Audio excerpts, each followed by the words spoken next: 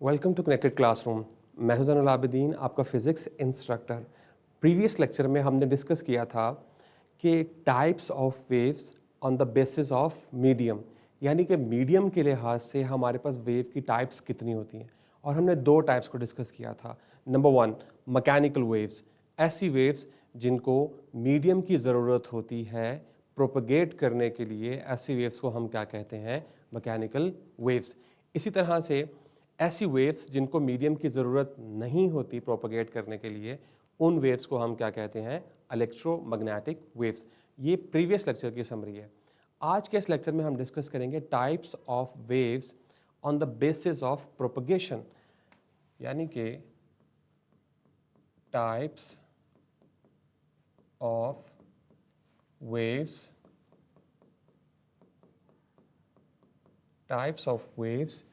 on the basis of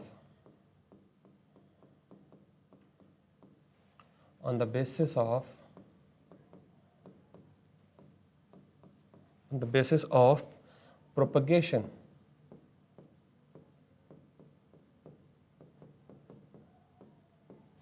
अगर हम on the basis of propagation की बात करें, यानी प्रोपगेशन के लिहाज से वेव की टाइप्स जो हैं वो कितनी होती हैं, तो हम ये लिख सकते हैं,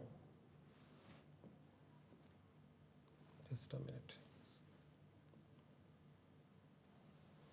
हम ये लिख सकते हैं कि प्रोपगेशन के लिहाज से वेव की दो टाइप्स होती हैं। एक टाइप को हम कहते हैं ट्रांसवर्स वेव्स,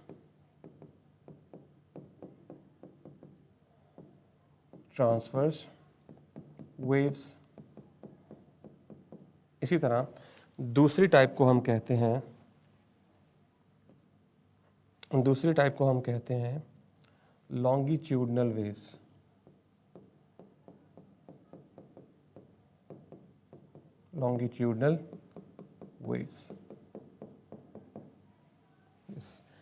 तो प्रोपगेशन के लिहाज से वेव की दो टाइप्स होती हैं, transverse waves and longitudinal wave. अब मैं इनको एक्सप्लेन करता हूँ। ज़रा गौर कीजिएगा कि फॉर एग्जांपल मेरे पास ये पार्टिकल है कोई, ओके। अगर ये particle up and down move करे इस तरह से, तो ये पार्टिकल जो वेव जनरेट करेगा, वो कुछ इस तरह से करेगा, इस तरह से। अगर इसकी मोशन अप एंड डाउन होगी, ये बात याद रखें आप कि अगर इसकी मोशन अप एंड डाउन होगी तो फिर ये क्या करेगा? इस तरह की वेव जनरेट करेगा। इस वेव को हम क्या कहते हैं? Transverse wave. इसी तरह से अगर मेरे पास एक पार्टिकल है, मिसाल के तौर पर ये पार्टिकल है और ये टू एंड फ्रो या बैक एंड फोर्थ मूव करता है, मीन्स टू से कुछ इस तरह से, यानी कि टू एंड फ्रो भी कह सकते हैं आप इसे, बैक एंड फोर्थ भी कह सकते हैं। यस, अगर ये टू एंड फ्रो मूव करेगा तो जो वेव्स प्रोड्यूस होंगी उसको मैं बना देता हूँ कुछ इस तरह से, यानी कि कंप्रेशन एंड रेयरफेक्शन की फॉर्म में जनरेट होगी। स्प्रिंग जैसे ये देखें, तो आप देख रहे हैं यहाँ पे स्प्रिंग जो है वो आपस में करीब करीब है, तो इसका मतलब है यहाँ पे कंप्रेशन हो रही है। और उसके आगे देखें स्प्रिंग स्ट्रेच हो गया, तो इसका मतलब है यहाँ पे क्या हो रही है? रेयरफेक्शन हो रही है। तो ये जो डिफरेंस है इन दोनों वेव्स का, तो इस तरह से हम इनको इलेबोरेट कर सकते हैं। यानी कि लॉन्गिट्यूडनल वेव में, अच्छा एक कॉमन बात जो मैं आपको बताता हूँ कि बेशक ये अप एंड डाउन मूव कर रहा है, ये टू एंड फ्रो मूव कर रहा है, इन दोनों केस में जो एनर्जी ट्रांसफ़र हो रही है वो इसी एक डायरेक्शन में हो रही है, कुछ इस तरह से। दोनों में जो डायरेक्शन है वो क्या है? सेम है। ऑलराइट, तो यहाँ से आपने देखा कि हमारे पास जो वेव्स हैं, waves on the basis of propagation, वो दो तरह की हो सकती हैं, transverse wave and longitudinal wave. और मैंने आपको बताया कि ट्रांसवर्स वेव में जो पार्टिकल्स ऑफ द मीडियम होते हैं वो अप एंड डाउन मूव करते हैं। इसी तरह से लॉन्गिट्यूडनल वेव में जो पार्टिकल्स ऑफ मीडियम है वो टू एंड फ्रो मूव करते हैं। बेशक इनकी मोशन डिफरेंट है, लेकिन जो एनर्जी ट्रांसफ़र हो रही है वो एक ही डायरेक्शन में हो रही है। तो ये दो तरह की वेव्स जो है हम इनको प्रोपगेशन के लिहाज से क्या करते हैं, सेग्रीगेट करते हैं। ऑल राइट, अब इसको फॉर्मली हम डिफाइन कर लेते हैं। यस, सबसे पहले transverse waves.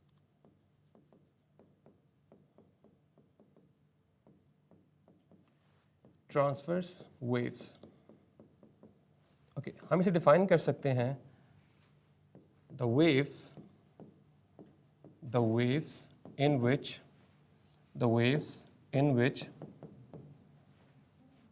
vibration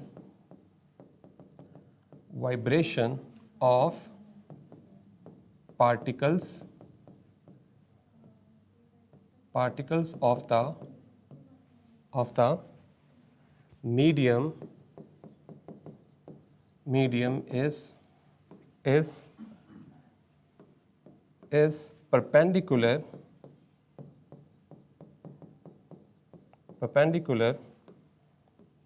to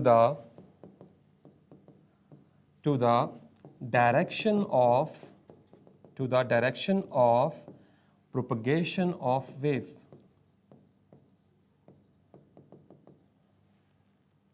Propagation of wave means to say, अगर मैं यहाँ पे ड्रॉ कर लूँ इस तरह से, ये हमारी वेव है, इस तरह से देखें कि पार्टिकल्स जो हैं वो अप एंड डाउन मूव कर रहे हैं। इन पार्टिकल्स की अप एंड डाउन मोशन की वजह से ये वेव जनरेट हो रही है, और वेव जो एनर्जी ट्रांसपोर्ट कर रही है वो इस डायरेक्शन में ट्रांसपोर्ट कर रही है। ऑल राइट, तो इस वेव को हम क्या कहते हैं, ट्रांसवर्स वेव। यहाँ तक क्लियर है? चैट ऑफ है मेरे ख्याल से। ओके, यहाँ तक क्लियर हो गया। ओके, नेक्स्ट हम बात करेंगे टाइप्स ऑफ ट्रांसवर्स वेव्स की। अब वेव्स की कौन कौन सी टाइप्स हो सकती हैं? Types of transverse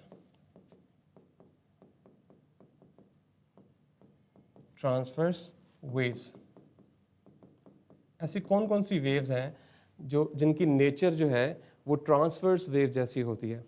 for example, number 1, पहली टाइप है हमारे पास इलेक्ट्रोमैग्नेटिक वेव। आप इसे इलेक्ट्रोमैग्नेटिक वेव भी कह सकते हैं, आप इसे इलेक्ट्रोमैग्नेटिक रेडिएशन भी कह सकते हैं, क्योंकि आपकी बुक में रेडिएशन लिखा हुआ है तो आप रेडिएशन भी लिख सकते हैं। It's okay. ऑल राइट, और जब मैंने आपको इसकी डायग्राम बना के दिखाई थी तो मैंने आपको ये बताया था, अगर आपको याद होगा तो मैं दोबारा से एक बार ड्रॉ कर देता हूँ। ये देखें, ये देखें,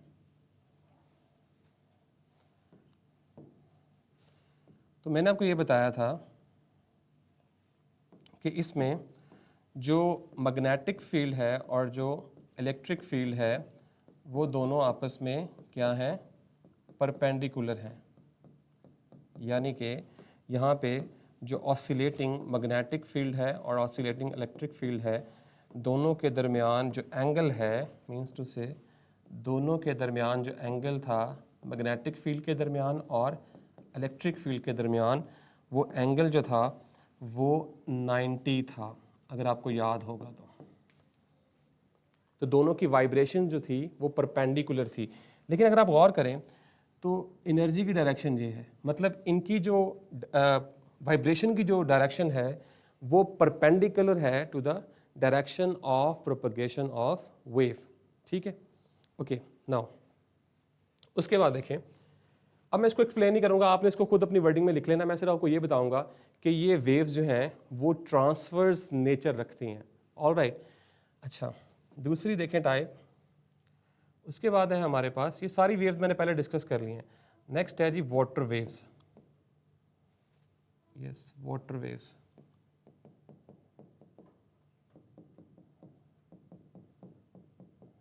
यस, लेट्स से कि ये मेरे पास जो है वाटर है इस तरह से।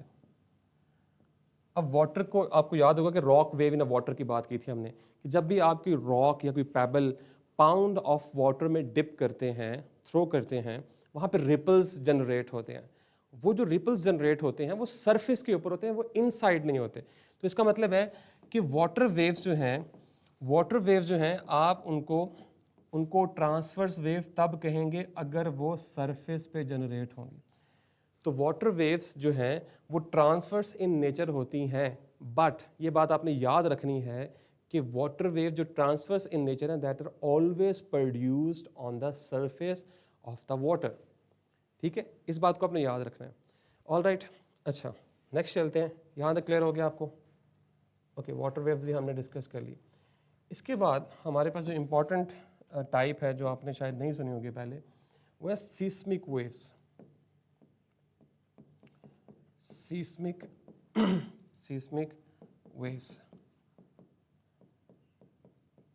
अब इनको सीस्मिक वेव्स कहते हैं, लेकिन ये टाइप कौन सी है ये मैं लिख देता हूँ, टाइप एस या सीस्मिक एस वेव्स भी कहते हैं आप इनको। ओके, सीस्मिक एस वेव्स जो हैं ये जनरेट होती हैं ड्यूरिंग अर्थक्वेक। जब भी ज़लज़ला आता है तो ये सीस्मिक एस वेव्स जो हैं वो प्रोड्यूस होती हैं। ऑल राइट, अच्छा एक बात तो ये है, अब इस जब वेव प्रोड्यूस होती हैं तो इसमें जो हमारे पास सरफेस होती है, ये ग्राउंड, लेट से हम अगर अर्थ की बात करें, ground moves up and down. तो ग्राउंड जो है वो अप एंड डाउन, जिस तरह particles of the medium up and down move करते थे, इसी तरह ग्राउंड जो है वो अप एंड डाउन मूव करता है। Next, energy is transferred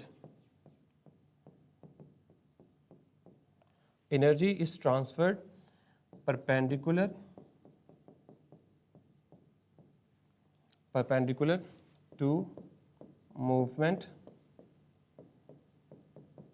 of ground। yes, उसकी जो मूवमेंट होती है, एनर्जी की जो ट्रांसफर होती है वो परपेंडिकुलर टू द ग्राउंड होती है। मीन्स टू से अगर मैं इसको ड्रॉ करूं तो ये कुछ इस तरह से आपको नजर आएगी। इसको मैं थोड़ा सा ऊपर कर देता हूँ।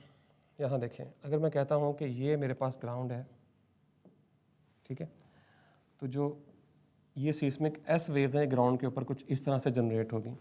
तो आप ये बात नोट कर रहे होंगे कि अगर इस तरह से जनरेट हो रही हैं तो ग्राउंड की जो मोशन है वो अप एंड डाउन है, जबकि डायरेक्शन ऑफ प्रोपगेशन जो है उसकी डायरेक्शन ये है।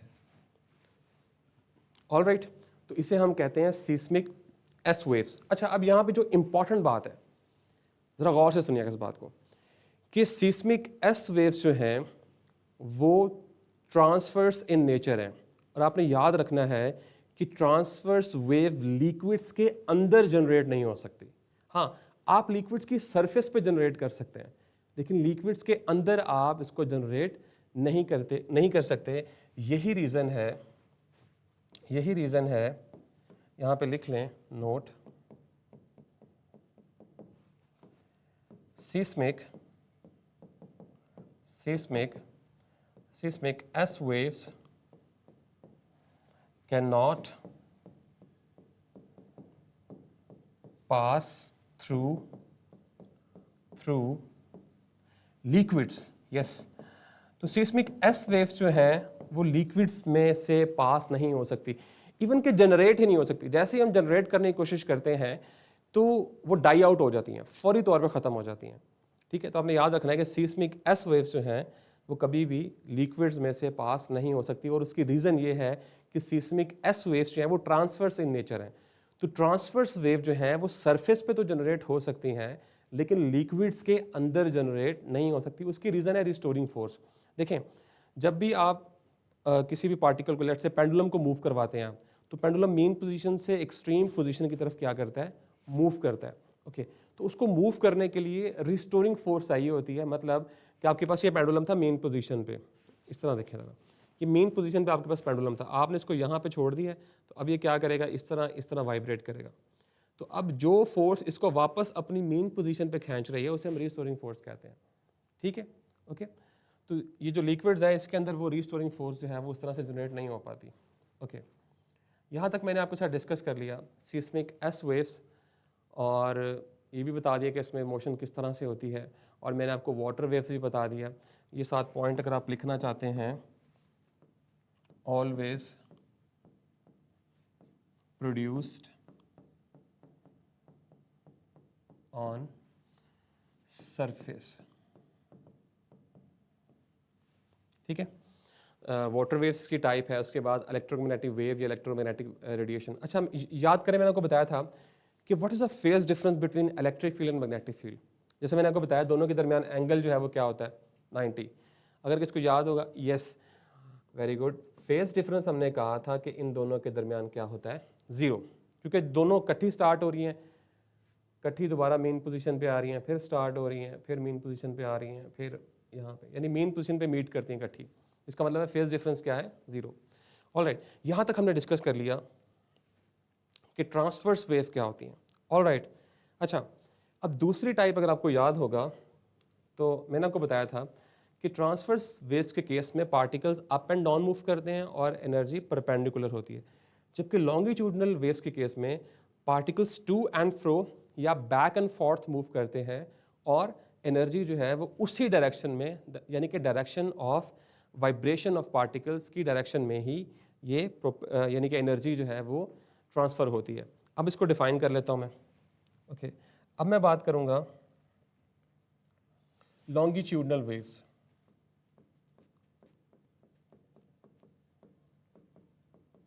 लॉन्गिट्यूडनल वेव्स, ओके, इसको मैं डिफाइन कर सकता हूँ, the waves in which vibration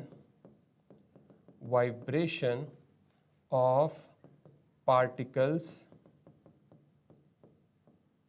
of a medium is along the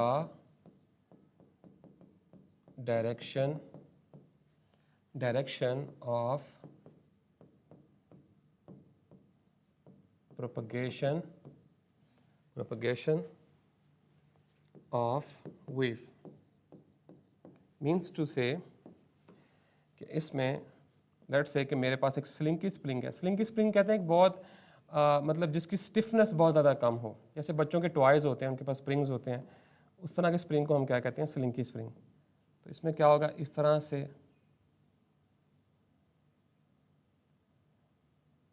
देखें, अगर आप गौर करें तो यहाँ पे देखें स्प्रिंग साथ साथ है, लेकिन अगर आप यहाँ पे देखें तो यहाँ पे स्प्रिंग्स में बहुत ज़्यादा फासला है।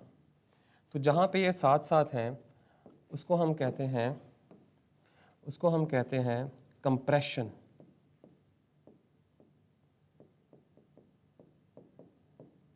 और जहाँ पे इनमें एक्सपेंशन होती है, डिस्टेंस बहुत ज़्यादा होता है, उसे हम कहते हैं rarefaction.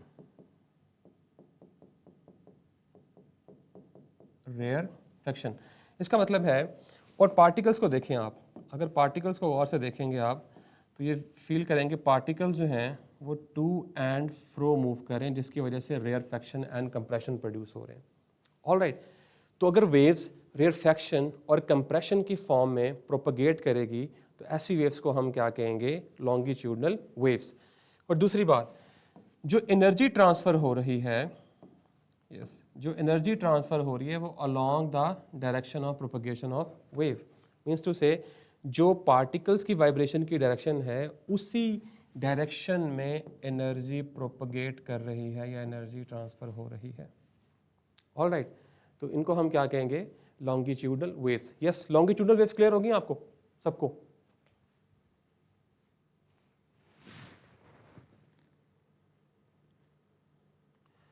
Okay, very good. Next अब देखेंगे types of longitudinal waves.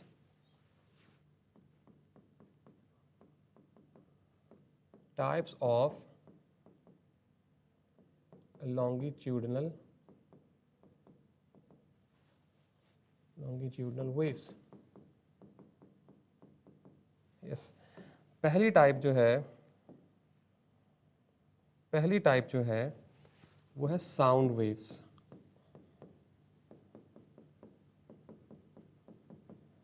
Okay, आपको पता है कि लेट्स से अगर मैं कहता हूँ कि ये ऑब्जर्वर का माउथ है, ठीक है, जब ये बोलता है तो क्या होगा कि जो सामने वाले एयर के पार्टिकल्स हैं उनमें क्या प्रोड्यूस हो जाएगी, इस तरह से कंप्रेशन. ऐसे यहाँ पे कंप्रेशन प्रोड्यूस हो गया है. और नेक्स्ट जो है अगर आप देखें तो नेक्स्ट जो है वो रेयरफेक्शन प्रोड्यूस होगा इस तरह से. एंड अगेन क्या होगा, कंप्रेशन प्रोड्यूस होगा इस तरह से. तो जो पार्टिकल्स होंगे माउथ के करीब, इसे माउथ पीस कह लें या माउथ कह लें, ये माउथ है और ये क्या है, एयर पार्टिकल्स. तो आपको नजर आ रहा है जहां पे एयर पार्टिकल्स कंप्रेस हुए हैं इसे हम कंप्रेशन कहते हैं, जहां पे एक्सपैंड हुए हैं वहां पे उसको हम क्या कहते हैं, रेयरफेक्शन. तो ये साउंड वेव्स जो है ये प्रोपगेट करती हैं due to rarefaction and compression. और अगर आप देखें तो साउंड वेव की जो एनर्जी है वो भी इसी डायरेक्शन में क्या हो रही है, प्रोपगेट कर रही है या ट्रांसफर हो रही है. ऑल राइट, यहाँ तक क्लियर हो गया. साउंड वेव्स हमने पहले भी डिस्कस की हुई थी. ओके, नाउ अब जो है वो दूसरी टाइप है, इसको आप 1 कह लें.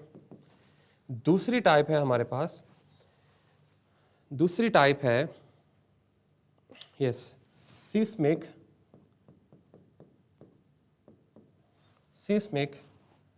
वेव्स, और इन्हें हम कहते हैं पी टाइप या सीस्मिक पी वेव्स भी कहते हैं. ओके, तो सीस्मिक पी टाइप में क्या होता है, पी टाइप ये सीस्मिक वेव्स जो हैं ये भी generated during earthquake. Yes, earthquake के दौरान ये प्रोड्यूस होती हैं, या आप कह लें कि अर्थक्वेक इन्हीं वेव्स की वजह से आता है. नहीं, sound waves up and down move नहीं करती, यानी पार्टिकल्स ऑफ द मीडियम उसमें अप एंड डाउन मूव नहीं करते, ठीक है, उसमें टू एंड फ्रो मूव करते हैं. ठीक है, ओके. उसकी रीज़न मैं आपको बता देता हूँ, चलिए मैं इसको डिस्कस करता हूँ. उसकी रीज़न ये कि आपने फ्लूइड्स के बारे में सुना होगा. फ्लूइड्स ऐसी चीज़ों को कहते हैं जो फ्लो कर सकती हैं.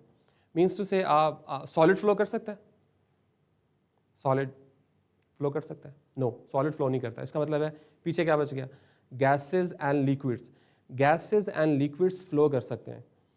तो फ्लूइड्स में ट्रांसवर्स वेव जनरेट नहीं होती.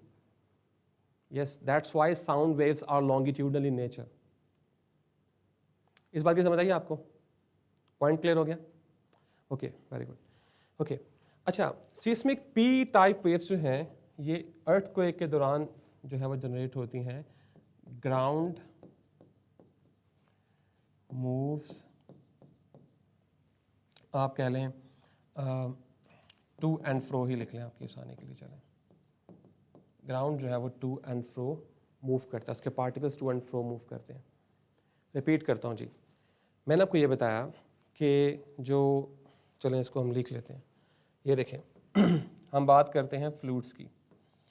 आपको पता है कि फ्लूइड्स जो हैं, यस ये देखिएगा ज़रा, फ्लूइड्स वो चीज़ें होती हैं जो कि फ़्लो कर सकती हैं. और फ्लूइड्स में हमारे पास दो तरह की चीज़ें आ सकती हैं, ये भी आपको पता है. फ्लूइड्स हमारे पास दो तरह के हो सकते हैं. हम लिक्विड्स को भी फ्लूइड कह सकते हैं एंड हम गैसेस को भी फ्लूइड्स कह सकते हैं. यानी फ्लूइड्स वो चीज़ें होती हैं दैट कैन फ्लो, हर वो चीज़ जो फ्लो कर सकती है उसे फ्लूइड कह सकते हैं. Fine, okay. नाउ अब फ्लूइड्स के लिए या आप लिख लें इसको, ट्रांसवर्स वेव्स, लिखें transverse transverse waves cannot be generated in fluids. Transverse waves को हम फ्लूइड्स में जनरेट नहीं कर सकते, इसलिए साउंड वेव जो है वो लॉन्गिट्यूडनल इन नेचर है। ठीक है, अब क्लियर हो गया? ओके, नोट करना तो नोट कर लें। ओके, चलें जी, हम वापस चलते हैं। यस, हम कहाँ थे? सिस्मिक पी टाइप वेव्स में ग्राउंड्स मूव टू एंड फ्रो,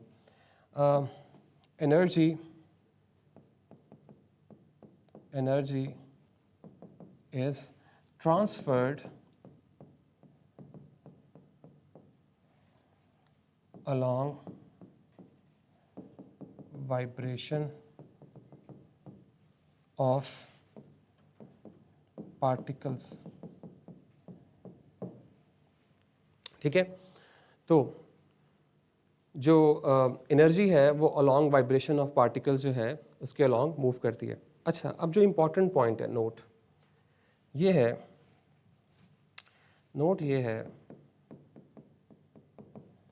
अब ये जो हमारे पास वेव्स हैं, जैसे मैं आपको बता भी देता हूँ, हम थोड़ा बुक की तरफ चलते हैं कि हम पढ़ के रहे हैं। ये देखिए, प्रोपगेशन हमने ट्रांसवर्स वेव को देखा, ठीक है, हमने जो है वो ये देखिए ज़रा लॉन्गिट्यूडनल वेव्स को हम देख रहे हैं, उससे पहले हमने सिस्मिक एस वेव्स को जो है वो डिस्कस कर लिया। ओके, पी वेव्स को देख रहे हैं।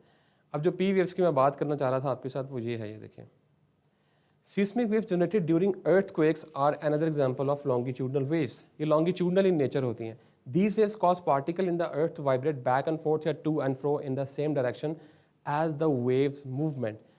P waves are the fastest type of seismic wave. Yes, अगर आपसे पूछा जाए कि एस वेव और पी वेव में से, seismic S and seismic P waves में से फास्टेस्ट कौन सी है, तो आपको ये पता होना चाहिए कि फास्टेस्ट जो है वो पी है। इसकी रीज़न मैं आपको बताऊंगा अभी कि why seismic P waves are faster than seismic S waves. ठीक है, ओके, उसके बाद देखें, they can travel through solids and liquids. ये वेव्स जो हैं ये सॉलिड में भी प्रोड्यूस हो सकती हैं और लिक्विड्स में भी। This characteristic help scientist study the earth structure and detect earthquake. अच्छा, अब ये चीज़ देखें ज़रा, एनोटेट किधर गया, ये रहा। ओके, तो ये वेव जो है ये हेल्प करती हैं साइंटिस्ट को अर्थ स्ट्रक्चर एंड डिटेक्ट अर्थक्वेक्स, यानी अर्थक्वेक को डिटेक्ट करने के लिए और उसके साथ साथ जो है वो अर्थ स्ट्रक्चर को। अच्छा, अब जो इंपॉर्टेंट चीज़ है यहाँ से देखिएगा ज़रा, the time difference between the arrival of P waves and S waves at the seismic station helps determine the location of earthquake epicenter। जी, ये क्वेश्चन बन गया आपका। How can we locate the location of epicenter? epicenter कहते हैं जहाँ से earthquake generate होता है। जैसे कहते हैं ना कि earthquake आया, उसकी मैग्नीट्यूड 5 पॉइंट समथिंग है, इतना earthquake आया, हम फिर कहते हैं कि उसकी लोकेशन क्या है, वो ओरिजिनेट कहाँ से हुआ है, वो कश्मीर से हुआ है, वो जीबी से हुआ है, वो किस लोकेशन से हुआ है, ईरान में हुआ है। जो भी लोकेशन होती है उसे एपिक सेंटर कहते हैं। यानी कि अगर मैं आपको बताऊं कि लेट्स से कि ये एपिक सेंटर है, यहाँ पे अर्थक्वेक जनरेट हुआ है, तो वो इस तरह करके फैलेगा, इस तरह से फैलेगा हर जगह पे। फाइन, ओके, ये बात क्लियर होगी? क्वेश्चन की समझ आ गई आपको? एंड सिस्मिक वेव्स में डिफरेंस क्या है? Seismic S waves are transverse in nature and seismic P waves are longitudinal in nature. Clear होगी बात? तहसीन सरवत। यस, अब दूसरी इंपॉर्टेंट बात ये थी कि पी वेव्स जो हैं ये फास्टेस्ट टाइप हैं और दूसरा ये सॉलिड एंड लिक्विड्स में ट्रैवल कर सकती हैं। यानी कि यहां हम लिख सकते हैं सिस्मिक, हम चेंज कर लेते हैं इसको, yes, seismic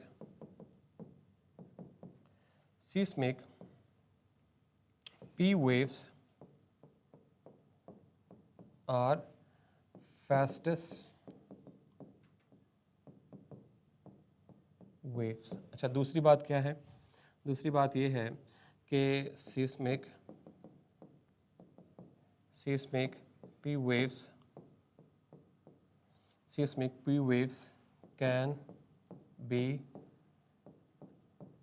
generated in solids and liquids। अच्छा, अब आपने गौर किया इस बात पे कि मैंने आपसे कहा कि ट्रांसवर्स वेव को हम फ्लूइड्स में जनरेट नहीं कर सकते, लेकिन लॉन्गिट्यूडनल वेव्स को हम सॉलिड्स में प्रोड्यूस कर सकते हैं। ये बात आपने याद रखनी है। ओके, अब जो मैं आपको बात बताना चाह रहा था कि why longitudinal waves are faster than transverse waves. तो आपने ये रिलेशन याद रखना है, कि आपके पास आपने रिलेशन याद रखना है कि स्पीड ऑफ ट्रांसवर्स वेव्स, ठीक है, is equals to half of speed of longitudinal waves.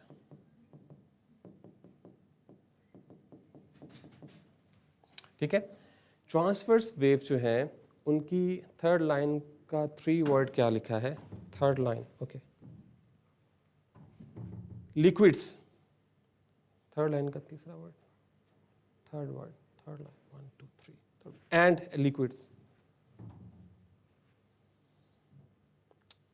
Liquids लिखा हुआ है। ठीक है, अच्छा, अब जो बात मैं आपको बता रहा था कि speed of transverse wave is half of the speed of longitudinal wave. इसका मतलब है कि ट्रांसवर्स वेव की स्पीड लॉन्गिट्यूडनल की निस्बत जो होती है वो कम होती है। या आप इसको ऐसे लिख सकते हैं, भी लिख सकते हैं कि speed of longitudinal waves is equals to twice of speed of transverse wave। तो दोनों तरह से आप लिख सकते हैं। ठीक है, ओके, तो यहाँ तक जो था वो मैंने एक्सप्लेन कर दिया है कि आपके पास जो है वो types of waves on the basis of propagation, जिसमें हमने डिस्कस किया कि जो वेव्स हैं वो प्रोपगेशन के लिहाज से 2 तरह की होती हैं। ट्रांसवर्स वेव भी हो सकती हैं और लॉन्गिट्यूडनल वेव्स भी हो सकती हैं। फिर ट्रांसवर्स वेव में हमने इलेक्ट्रोमैग्नेटिक वेव्स को डिस्कस किया, उसके साथ साथ हमने वाटर वेव्स को डिस्कस किया और सीस्मिक एस वेव्स को डिस्कस किया। और लॉन्गिट्यूडनल वेव्स में हमने साउंड वेव्स को और सीस्मिक पी वेव्स को डिस्कस किया। तो ये आज की समरी है। तो यहाँ पे टाइम जो है वो ख़त्म हो गया है। तो आई होप सो कि आपने अंडरस्टैंड किया। अगर आपकी कोई मज़ीद क्यूरीज़ हैं तो आप यूट्यूब के कमेंट सेक्शन में पूछ सकते हैं। This is all from my side. This is Zainul Abidin signing off.